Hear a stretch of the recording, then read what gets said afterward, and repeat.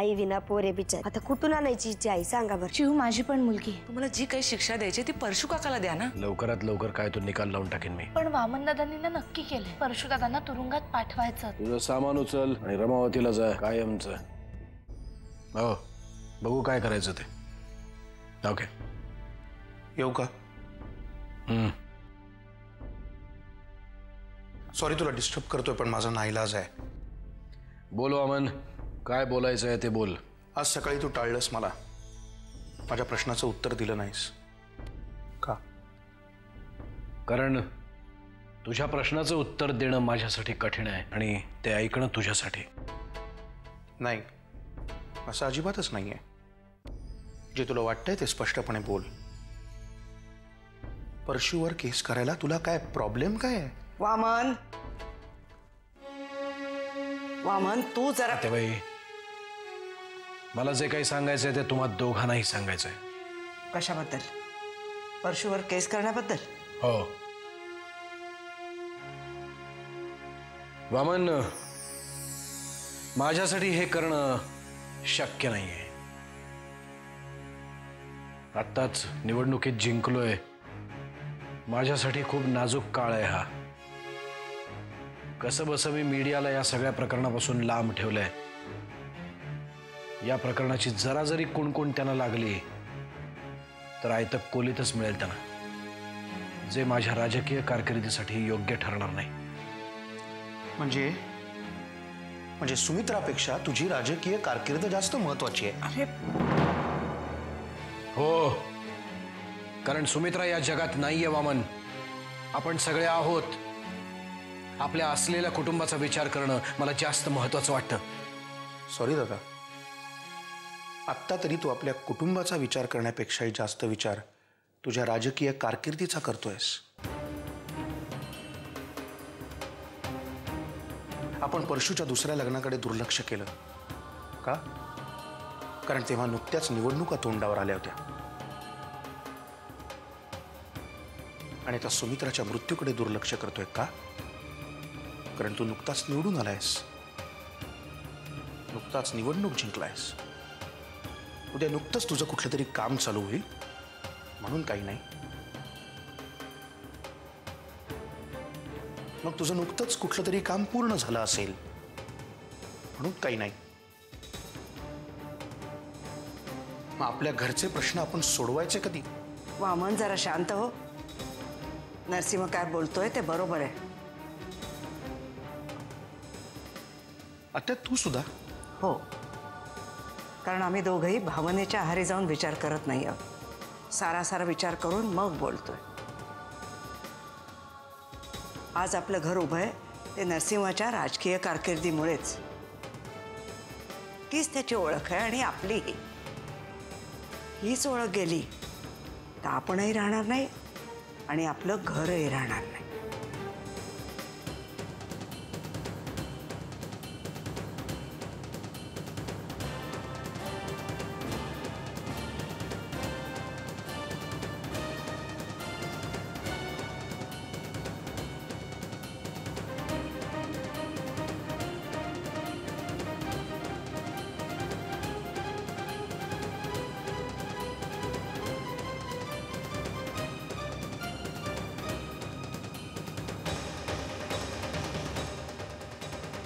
तुझ्याकडून ही अपेक्षा नव्हती.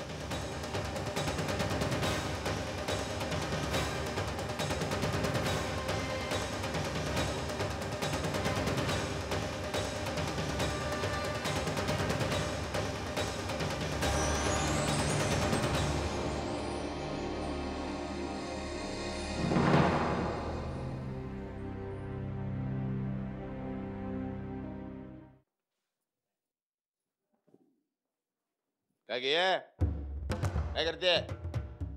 खोली आवरून ठेवते का? खोली नको आवरू, सामान आवरायला घे. का कुठे जायचंय का? हा जायचंय. फुटपाथ वरती राहायला जायचंय. तिथं बी जायची लायकी नाही आपली. नरसिंह दादाने आपल्याला ताबडतोब घर सोडायला सांगितले. मला म्हणलं रमावतीला जाऊन राहा दोघं बी कायमचे. डोकं बी का नाही ना फिरलं तुमचं? कळतंय का काय बोलताय ते? हे सगळं तिथे जाऊन बोलायचं नरसिंह दादा समोर. डोक्यात त्याचे फिरले, माझं नाही. तुमच्याच घरातनं तुम्हालाच कोणीतरी घराबाहेर काढते आणि तुम्हाला काहीच वाटत नाही त्याचं.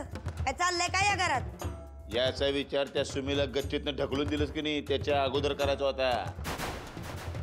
हं? आता कर्म केलीस की नाही, त्याची फळं बी भोग. मायला तुझ्या बरोबर मला बी भोगावं लागणार.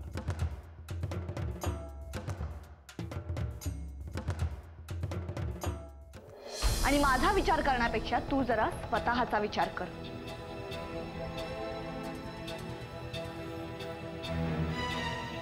म्हणजे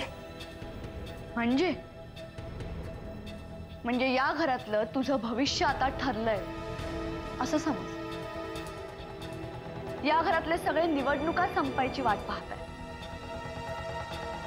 आणि एकदा का निवडणुका संपल्या की या घरातला तुझा गाशा गुंडाळायचा आणि इथून चालतं व्हायचं. पण समजा मी नाही जाणार या घरात असं म्हटलं तर? असं मी बी म्हणलो त्याच्या समोर. मला म्हणलं ठीक आहे, दुसऱ्या कुठल्या मार्गात तुम्हाला बाहेर धाडायचं ते बघतो की. दुसऱ्या मार्गानं म्हणजे तो आपल्याला गायब करू शकतो. जगाला कळणार पण नाही कुठे गेलो ते. तुला कळणार नाही मी कुठे गेलो, मला कळणार नाही तू कुठे गेली.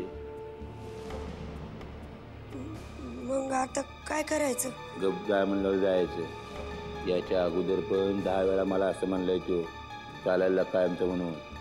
ताबडतोब निघून जायचं. थोड्या दिवसानंतर त्याचा राग शांत होतोय. बेळातनं उंदरं कशी बाहेर येत्या त्याचं हळूच पुन्हा घरामध्ये यायचं. आता जा म्हणलं जायचं.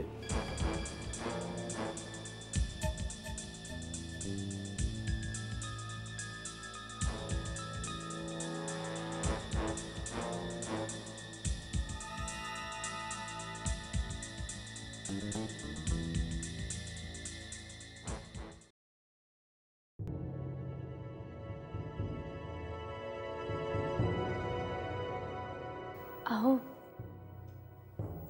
वामन दादा बोलले त्याबद्दल तुम्ही काही ठरवलंय का? म्हणजे नीट विचार केल्यानंतर मला सुद्धा त्यांचं म्हणणं पटलं. परशुदादांना काहीतरी शिक्षा झालीच पाहिजे. काही असलं, किती त्रास होत असला तरी त्याला अद्दल घडवण्याची ही वेळ नाहीये जानकी. पण म्हणजे त्यांना शिक्षा होणार की नाही? मिळणार, नक्की शिक्षा मिळणार त्याला. त्याबद्दल विचारही केलाय मी. कारण सुमित्रा माझी सुद्धा कोणीतरी होती.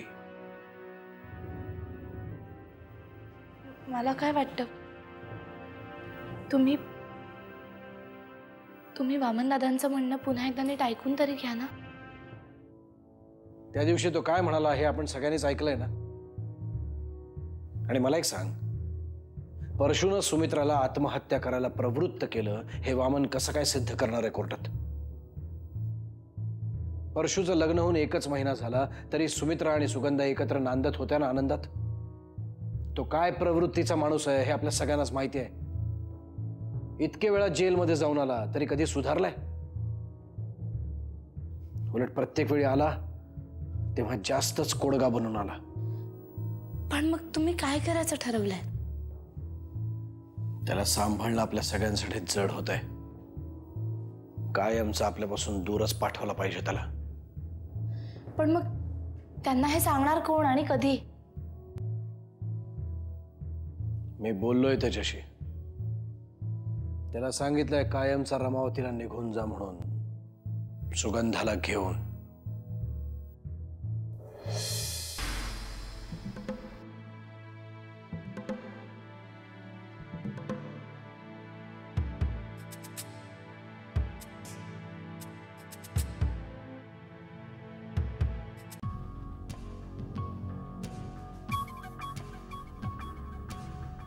ए बोडक्या, इथं बसलाय वय? घरभर शोधून राहील तुला. अरे काय पण कर बाबा, पण या घरातनं माझी आणि यांची जी हकालपट्टी चालली ना ती थांबव की रे. अरे म्हणजे तुम्हाला हाकलतात की काय घरातून? अरे हुकूम तर कवाच सुटलाय. आता फक्त आमचं सामान बाहेर काढून ठेवायचं राहिलंय. तुमची हाकलपट्टी म्हणजे पर्यायाने आमची बी हाकलपट्टी. म्हणजे या शहरात येऊन सिनेमा इंडस्ट्रीत काहीतरी नाव करण्याचं आमचं सपान हे सपानच राहणार आता. होय, आम्ही इथं राहिलो नाही ना तर ते सपानच राहणार. आणि मग गावाकडे जाऊन नाटकात काम करायला लागतील परत. अगं पण मी काय करणार आहे तुमच्यामध्ये? नाही, पण आता नाटका बाहेरचा डायलॉग घ्यायची वेळ आलेली आहे.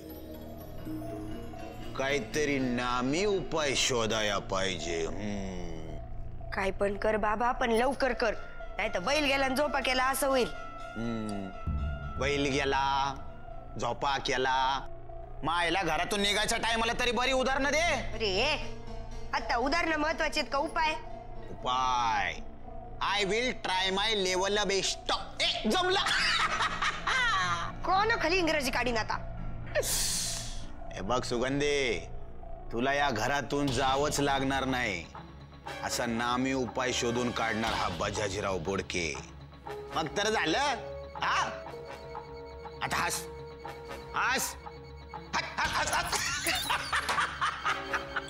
आता जा, मला जरा केळं खाऊ दे. खायचं बघतो नुसतं.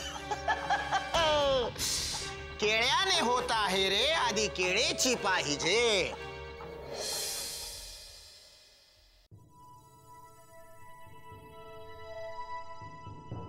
नरसिंहा,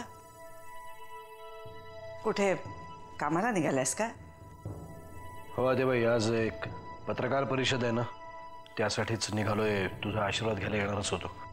कशाबद्दल? मी आणि माझे सहकारी ठरवणार होतो निवडणुकीनंतर कोणत्या पक्षात जायचं ते. त्याबद्दलचा निर्णय झालाय, म्हणूनच पत्रकार परिषद बोलावली. मग कुठे जाणार बाबा? पहिल्याच पक्षात का? आतेबाई, एकदा केलेली चूक परत करेन असं वाटतंय तुला? मग आता काय विरोधी पक्षात जाऊन बसणार? नाही, तेही नाही करणार.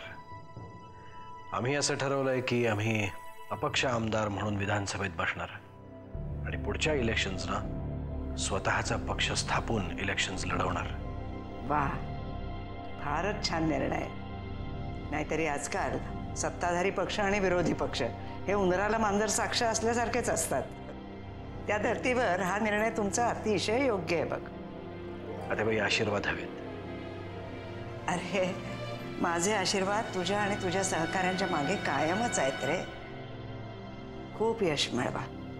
काम असं करा की लोकांच्या मनात तुमचं नाव राहिलं पाहिजे.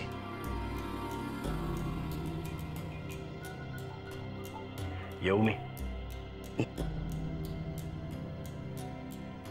आता बाई, तू कशासाठी आली होतीस? काही बोलायचं होतं का? अरे हो, काल आपलं बोलणं झालं, त्याच्यानंतर मामनचं तुझं काही बोलणं झालं? मामन आला होता बोलायला तुझ्याकडे? नाही, काय नाही. मी आल्यावर बोलतो.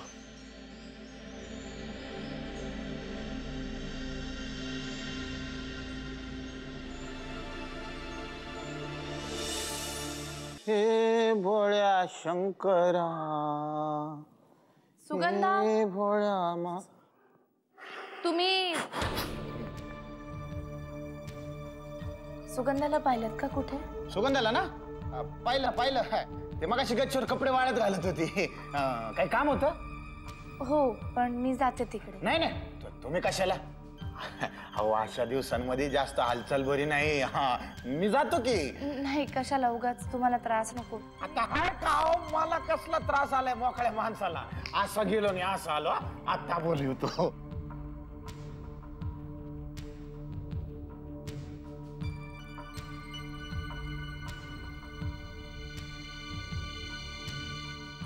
अरे देवा, माझी सुगंधा पडली, पायरीवरून घसरून पडली. सुगंधा, अरे कोण आहे का? सुगंधा पडली. हो, कोण आहे का तिकडं? अरे देवा, केवढं लागलं सुगंधा. केवढं रागात आलंय ते. तिला बसवा इकडे. कशी काय पडली सगळं? मारली म्हणून गायने जिना उतरायला गेले. अरे देवा, केवढं लागलं माझ्या पोरीला. तुम्ही जरा शांत व्हा. तिला दवाखान्यात घेऊन गेलं पाहिजे. राहिली तर पाहिजे ना. काय बोलताय? अहो म्हणजे मला म्हणायचंय डॉक्टरला इकडं बोलवा की. डॉक्टरला फोन केला ना तुम्ही? मला नाही त्यातलं काय कळत. तुम्ही बघता का जरा मीला खोलीत ठेवतो. तुम्ही घेऊन इथं बघितलंच नाही ग मी. केवढं लागलं. हळू हळू हळू चल. चल चल. मी आहे. रड नकस रडू नकस. हळू हळू बाय. रडू नको रडू नको. हे असं सगळं केल्यामुळे आपल्याच माणसाचे वाभाडे काढल्यासारखं नाही वाटणार तुला? आणि जेव्हा मी आपलं माणूस म्हणतोय तेव्हा सुमित्राला उद्देशून म्हणतोय, त्या जनावराला उद्देशून नाही, हे समजून घे. मला वाटतं हे म्हणतायत ते बरोबर आहे. जो माणूसच आता आपल्यात राहिला नाही त्याच्या आबरूच्या बेआबरूच्या काय गप्पा मारतोय आपण. मला एवढंच कळतं त्या माणसाला न्याय मिळायलाच हवा. मेलेल्या माणसाच्या न्याय अन्यायाच्या गोष्टी चालतात, मग आबरू बेआबरूच्या का नाही? तू आता मला शब्दात पकडतोयस. तू वकील असूनही शब्दात पकडला गेलायस वामन. याचाच अर्थ तुझा दावा संपूर्णपणे पक्का नाहीये. आज आपलं घर उभं आहे ते नरसिंहाच्या राजकीय कारकिर्दीमुळेच. तीच त्याची ओळख आहे आणि आपलीही. हीच ओळख गेली तर आपणही राहणार नाही आणि आपलं घरही राहणार नाही.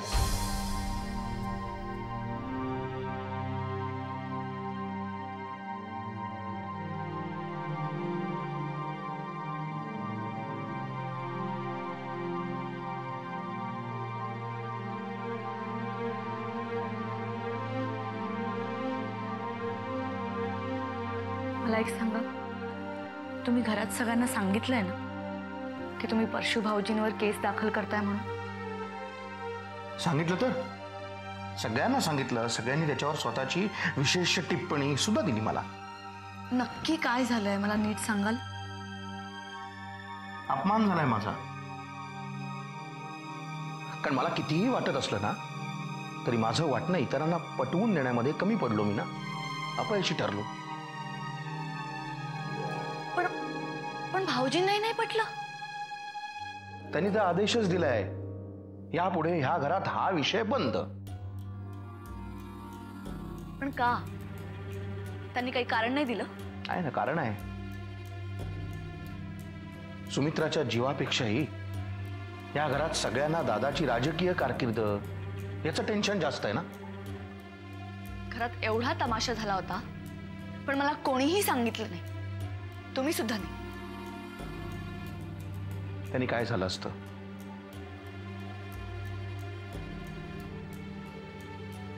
या विषयावरनं घरात कोणी मला विचारत नाहीये. तुला उभं केलं असतं त्यांनी. शिवाय हे सगळं केल्यानंतर तू जो तमाशा केला असतास त्याचं काय?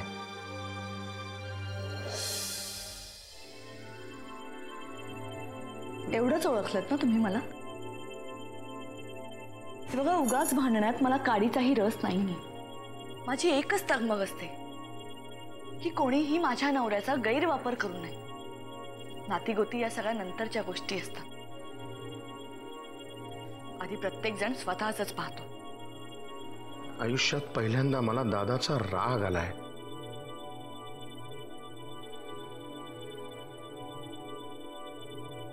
परशु असा मोकळेपणाने फिरूच कसा शकतो? त्याला शिक्षा व्हायलाच हवी होती. तुम्हाला वाटतंय ना की त्यांना शिक्षा व्हायलाच हवी? मग हो, त्यांना शिक्षा व्हायलाच हवी. वाटलं तर आपण काही वेगळे प्रयत्न करू. कुठलेही वेगळे प्रयत्न करण्याच्या मनस्थितीमध्येच नाहीये मी सध्या. असं का बोलताय तुम्ही? हे बघा, मी तुमच्या पाठीशी उभी आहे. सगळं व्यवस्थित होईल. तुम्ही आता शांतपणे बसा. मी तुमच्यासाठी चहा घेऊन येते.